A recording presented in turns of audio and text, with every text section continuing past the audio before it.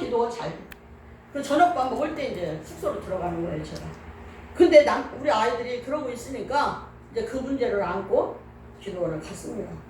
그리고 하나님 이거 어떻게 해야 됩니까? 이제 묻는 기도를 많이 했습니다. 그러니까 하나님께서 우리나라 속담을 생각나게 했었어요. 호랑이를 잡으라고 호랑이 굴에 들어가라. 이 마음을 주셨어요. 그러면 이거 호랑이 굴에 들어가라는 게 무슨 뜻인가? 근데 기도를 하면 생각해보니까 그 아이에게 PC방을 차려주라는 마음이 있었어요. 그래서 저희가 그때는 이제 아파트를 자가로 갖고 있었을 때인데 집에 왔어요. 집에 와갖고 방에 틀어박혀 있는 아들에게 너 저기 내가 PC방 차려줄까? 그러니까 좋다고 그래요. 근데 걔도 사회를 몰라요. 학교 졸업하고 주구주구 앉아서 군대 갔다 와서 그러고 있으니까. 그래서 그냥 하나님이 마음에 주신 거라서 흥하든 나가든 그건 관계가 없어요. 그냥 하나님이 마음 주신 거라서 저는 이제 집을 재펴갖고 한 8천만 원 들여갖고 그 당시 우리 아들이 48이니까 군대 갔다 20 몇 년 전 얘기를 하는 거예요. 그래갖고 PC방을 차려줬어요. PC방을 차려주면서 남편이랑 저랑 이제 뭐 거기에 뭐 사담을 먹어도 많은 비품들을 열심히 뒷바라지르면서 했는데 교회를 다녔는데 그나마 주의를 안 지키게 된 거예요. 아 이거 얼마나 망했구나 제 마음이 딱 왔어요. 그러나 하나님 마음 주신 거라 망해도 이 길이 살 길이라면 들어간 돈이 하나도 안 아까워. 그래서 이제 시간이 흘렀어요. 6개월 만에 문을 닫았어요. 돈이 8천만 원이 이제 다 날라가고 보증금 1,000만 원 들고 제가 가게 앞에 다리를 쭉 뻗고 펑펑 운 적이 있었습니다. 그래서 제가 이제 낙심해 갖고 있으니까 목사님이 진부령 기도원을 우리 목사님의 후배가 이제 하는 그런 기도원입니다. 근데 거기를 가자 그래갖고 차를 타고 사모님이랑 싣고 여러 사람을 싣고 진부령 가는데 거기 가다 보면 한계령인가 해가지고 고개가 너무 높은 그런 그 뭐라 그러지 쉬는 게 뭐? 휴게소. 아니 휴게소가 있어요. 그래서 차 한잔 먹고 가자고 내렸는데 어둑어둑해 질 때 제가 이렇게 차 한잔 먹고 차를 타고 다시 이제 기도원을 향해서 가는데 그 나무가 너무너무 앙상한 거예요. 그 산에 있는 나무들이 이파리가 겨울이니까 이파리가 하나도 없잖아요. 그래서 밖을 내다보면서 네 처지나 내 처지나 똑같은 것 같다. 그런 마음을 가지고 이제 기도원을 도착해서 거기서 이제 자고 다음날 아침에 진부령 기도원 원장님과 그 산을 진부령 산 꼭대기에 그분이 하는 기도처가 있대. 그래서 올라가는데 나무가 막 사람이 왔다 갔다 안 하니까 나무 이파리가 쌓여갖고 막 발이 푹푹 빠지는 그런 데를 이제 올라가기 시작해요. 엎어지고 자빠지고 그러면서 기도처까지 올라가서 기도를 하고 있었습니다.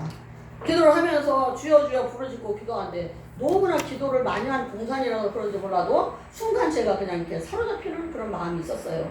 그래서 하나님께 막 부르짖고 기도하는데 갑자기 아까 직통예시 받는 거 제가 말해놓고 제가 또 그런 말을 하려니까 부끄럽긴 한데 갑자기 제 마음에 너가 어저께 올 때 한계령 그 저 산에서 나무를 보았느냐 이런 마음을 주셨어요.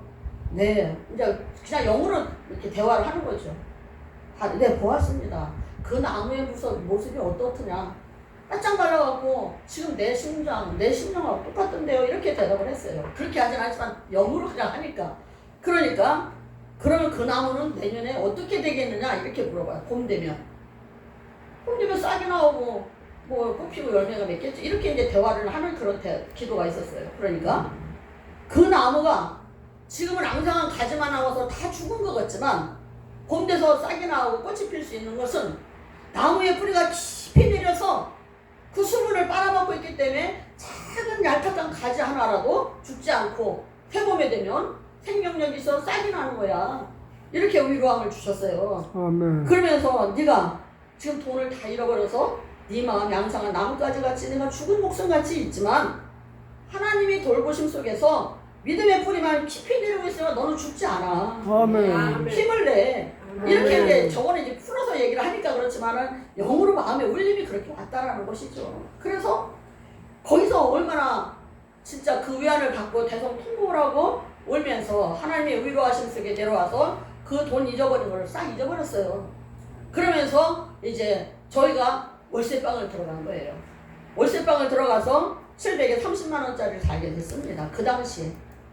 그런데 월세를 안 살다가 월세를 살려니까 너무 막 그때는 목사가 안 됐을 때니까 너무 힘든 거예요. 그래서 하나님께 일주일인가 그렇게 기도를 했어요. 하나님 그때 이제 우리 아들이 이제 PC방 그거 망하고 난 다음에 우리 남편 회사 회장님이 어느 날 우리 아들이 한 번 알바를 간 적이 있었는데 인사를 굉장히 잘합니다. 지금 이제 어른이 돼서 그렇지 않지만 어릴 때는 안녕하세요 막 이렇게 하면은 이제 막 굉장히 얼굴이 환하게 이렇게 좀 자식이라서 그런지 몰라 그렇게 보이는 모습이 있어요. 근데 회장님이 어느 날 남편을 불러서 당신의 아들 뭐 하냐고 그렇게 물어보더라는 거예요. 망할증 돼갖고. 그래서 이만저만 해서 지금 우리 아저씨도 우리 남편도 그냥 자존심이 있어요. 사업해요 이렇게 말한 거야. 그런데 우리 이제 문 닫을 때가 다 돼서 이 아이 때문에 고민을 하고 있는데 그게 이제 소식이 와서 시간이 지나가고 2번, 3번 불러서 나중에 남편이 솔직하게 얘기를 했다 그래. 이렇게 이런 걸 차려줬는데 아이가 지금 망해서 문 닫을 때가 됐습니다. 그러니까 나한테 보내라. 내가 키워줄 테니. 그래갖고서 이제 갑자기 그 회장님 불러가서 우리 아들을 이제 이렇게 저렇게 해갖고 직장 생활이 시작이 돼서 자리를 잡게 되고 결혼도 하고 그렇게 됐습니다. 그런데 월세방 때문에 이제 하나님께 기도를 하고 나갔더만 일주일 된 다음에 남편이 우리 신우가 간 이식 수술을 중국 가서 해고 와서 서울 강남 성모병원에 입원해 있을 때였습니다. 제가 찰밥을 입고시까지 해갖고 갔는데 신우 남편이 왔어요. 뭐 이런저런 이야기를 하면서 시골에 서산에 간척지가 뭐 이렇게 해서 돈을 팔았는데 무슨 빚도 받고 무슨 빚도 받고 자기 안에 수술해줬다는 얘기를 해. 그래갖고 나 좀 빌려주지.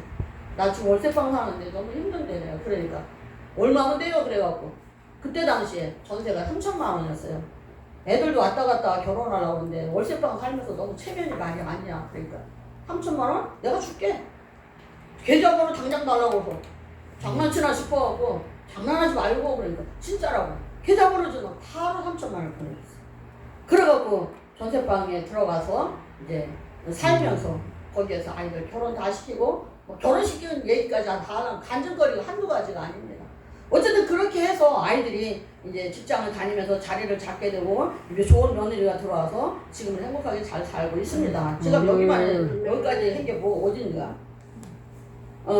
사명자들은 좋은 말이 아니라 하나님의 말씀이 기준이 되어서 순종하며 살아가야 됩니다. 하박국 선지자에게 하나님께서 묵시를 달려가면서 읽을 수 있게 강조하시는 것도 이런 말씀의 맥락에서 말씀을 드린 것입니다. 포로의 긴 시간이 흘러간다고 절망하지 말고 힘을 내서 살아가라는 그런 에레미야의 말씀입니다. 아까 말씀드렸잖아요. 자녀를 낳고 거기에서 성실히 살아가라는 거. 그래서 진부령에서 기도했던 그 응답대로 모든 것들이 잘 이루어졌어요. 영국의 포도농장에 다른 나무와 달리 유달리 열매가 굵고 튼실하게 맺히고 가뭄에는 열매가 튼실하게 가뭄에도 열매가 튼실하게 변함없이 맺힌 것을 신기하게 생각한 농업 원예 박사들이 연구한 결과 특별하게 튼실한 열매를 맺힌 나무는 템즈강이라는, 저는 잘 모르지만 제가 예화를 뭐 어떨 때 들 때 꼭 필요한 예화를 들 때 이런 거를 사용할 때가 있습니다. 템즈강까지 뿌리가 뻗어 있는 것을 발견하게 되었다는 이야기입니다. 그리고 우리나라의 용문산에 있는 1100년이 된 은행나무가 살고 있다고 그래요. 우리나라에서 가장 오래된 나무라고 하는데 아무리 가물어도 그 은행나무는 싱싱하게 자라고 은행을 많이 열매를 맺어 수확을 한다고 그럽니다. 그 나무 역시 나무하고 멀리 떨어진 곳에 시냇가가 있다고 그래요. 그 은행나무는 그 시냇가까지 뿌리를 내리고 있다는 것을 조사하여 발견했다라는 이야기가 있습니다. 이 예화를 왜 듣냐면 말씀의 뿌리가 깊이 내리면 어떤 환란이 와도 쓰러지지 않는다는, 제가 질문에서 응답받은 것을 설명하기 위해서 이 예화를 사용한 거예요. 그러니까 그 죽은 나무 같은 나무도 그 깊이 뿌리를 수분을 먹고 있으니까 그 긴 겨울에, 추운 겨울에도 작은 그 가지 끝까지 하나 죽지 않고 새봄이 되니까 그 싹이 나온다고. 그래서 지금은 이제 길거리 다니면서 이렇게 가로수 뭐 진짜 가느다란 나무, 그런 나무를 유심하게 보게 됩니다. 봄 되면 보게 되고 겨울 되도 보게 되고 그 응답 받은 것이 생각나갖고. 그래서 믿음의 뿌리가 깊이 내려 있으면 어떤 환란이 돼도 하나님께서 보호하고 지켜주신다는 사실입니다.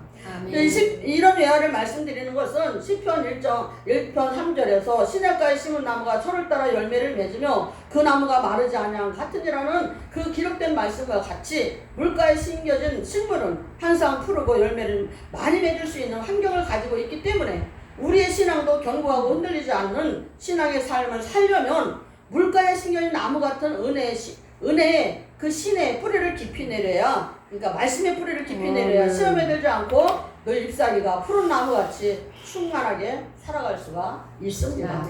기도의 자리를 떠나지 않고 성루에서 하나님의 응답을 기다리는데 막연하게 기다리는 것이 아니라 서 있는 자리에서 최선을 다하는 삶을 살아가면서 2절 3절의 말씀을 적용하며 살아가면 하나님의 때가 되었을 때 응답을 받게 될 것이라고 생각이 듭니다. 육신을 입고 먹고 마시고 즐기는 것이 우리 인생의 전부라면 무슨 걱정이 있겠어요. 이 세상 살다 가면 그뿐인데, 근데 물론 이 세상에 주어진 삶은 열심히 살아가야 맞습니다. 그러나 열심히는 살았는데 내세의 소망이 없는 삶이라면 마태복음 19장 22절에 청년이 재물이 많으므로 이 말씀을 듣고 근심하며 가니라. 열심히 살아서 많은 재물을 모았다고 모든 근심이 다 사라질 것이라고 믿습니까? 그것이 그렇지 않다는 영원한 세계가 내 안에 없다면 그냥 근심 걱정하다 그냥 한 세상 살다 가는 것 뿐입니다. 우리의 신앙인들은 이 세상도 열심히 살아야 하겠지만 입으로는 종말이라고 말을 하지만 신랑이 오실 기미를 보이지 않자 등만 준비하고 잠자는 다섯 처녀와 같은 삶을 살고 있지 않는가. 나부터도 돌아와야 될 줄 압니다. 등만 준비한 다섯 처녀는 신앙은 있지만 깨어있지 않은 신앙인을 말합니다. 깨어있지 않다라는 것은 설마 금방의식에서 장가가고 시집가고 즐기고 좀 먹고 즐기고 이렇게 기복적인 신앙으로 복받기만을 추구하며 안일주의에 빠진 신앙인들을 말씀드릴 수가 있습니다. 그러나 히브리서 10장 37절에 잠시 흘면 오시리가 지체하지 아니하시리라고 3절에서 말씀하고 있는 말씀같이 정한 때가 있나니 더딜지라도 기다리라고. 이 말씀은 언제 오실지 모르지만 때가 이를 때까지 깨어있으라고 하는 말씀입니다. 데살로니가서 5장 6절에 그러므로 우리는 다른 이들과 같이 자지 말고 오직 깨어 근신할지라 말씀하고 있어요. 요한계시록 16장 15절에 보라 내가 도적같이 오리니 누구든지 깨어 자기 옷을 지켜 벌거벗고 다니지 아니하며 자기의 부끄러움을 보이지 않는 자가 복이 있다고 말씀하고 있습니다. 2절에서 증거되는 말씀으로 무장되어 살아가는 말씀이 아닌가 싶습니다. 말씀을 달려가면서도 읽을 수 있게 새기라고 그랬잖아요. 농부가 씨앗을 심어놓고 인내하지 못하면 추수의 기쁨을 맛볼 수가 없습니다.